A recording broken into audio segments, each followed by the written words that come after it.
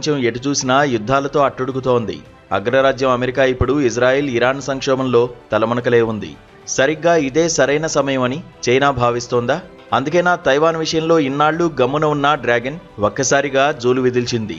తాజాగా Taiwan air స్పేస్లోకి 26 China యుద్ధ విమానాలు దూసుకొచ్చాయి. కేవలం ఆకాశమే కాదు, సముద్ర మార్గంలో కూడా 7 యుద్ధ నౌకలతో తైవాన్ను ఉక్కిరిబిక్కిరి చేసే ప్రయత్నం చేస్తోంది. 3 ఏళ్ల కిందట అమెరికా స్పీకర్ నాన్సీ పెలోసి పర్యటన సమయంలో ఏ స్థాయిలో రెచ్చిపోయిందో ఇప్పుడు మళ్లీ అదే సీన్ రిపీట్ చేస్తోంది.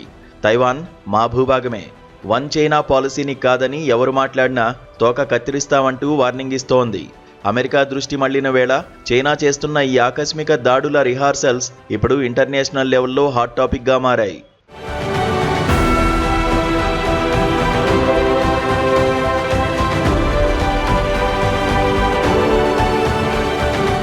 తైవాన్ విషయంలో చైనా ఇంత అగ్రెసివ్గా మారడానికి ప్రధాన కారణం అక్కడ ఉన్న కొత్త ప్రభుత్వం. చైనాను తీవ్రంగా వ్యతిరేకించే నాయకత్వం ఇప్పుడు తైవాన్ పీఠంపై ఉంది. తాము స్వతంత్ర దేశమని, చైనాలో కలిసే ప్రసక్తే లేదని తైవాన్ గట్టిగా చెబుతోంది. ఇది డ్రాగన్కు కంటి మీద కునుకు లేకుండా చేస్తోంది.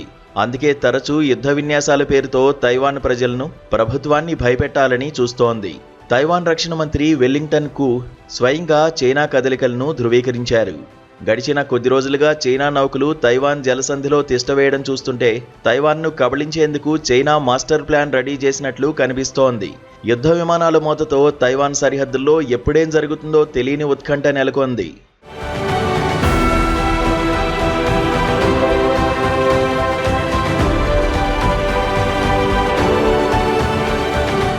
చైనా ఇప్పుడు సందట్లో సడేమియాలాగా వ్యవహరిస్తోందని డిఫెన్స్ ఎక్స్పర్ట్స్ విశ్లేషణ చేస్తున్నారు.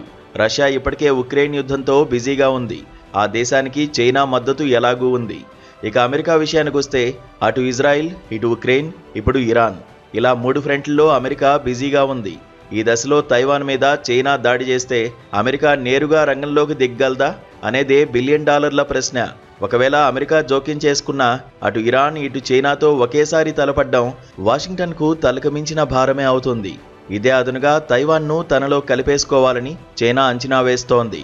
డ్రాగన్ విసిరిన ఈ పంజాకు తైవాన్ ఎలా కౌంటర్ ఇస్తుంది? అగ్రరాజ్యం అమెరికా మౌనం వీడుతుందా, లేక 3వ ప్రపంచ యుద్ధానికి ఇది నాంది పలుకుతుందా అన్న ఆందోళన సర్వత్రా వ్యక్తమవుతోంది.